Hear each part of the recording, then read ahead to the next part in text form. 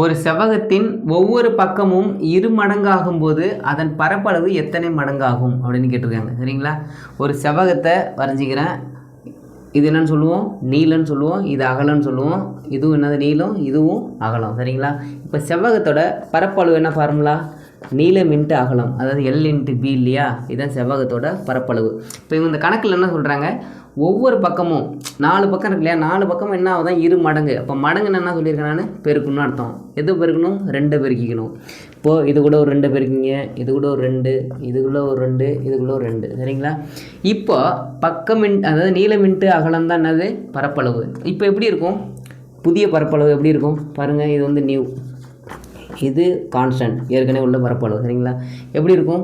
2L into 2B அப்படின்னு இருக்குமா? பெருக்குங்க, 2 number மட்டும் பெருக்குங்க. 2 into 2 4 LB, L into B. சரிங்களா? இப்போது ஏற்கனவே எப்படி இருந்துச்சு? L இன்ட்டு பின்னு இருந்தது. இப்போ எப்படி இருக்குது? 4 இன்ட்டு L இன்ட்டு பின்னு இருக்குது. சரியா? அப்போது இது வந்து பெருக்கல் போட்டால் மடங்குன்னு சொன்னால் அப்போ எத்தனை மடங்கு அதிகரிச்சிருக்கு?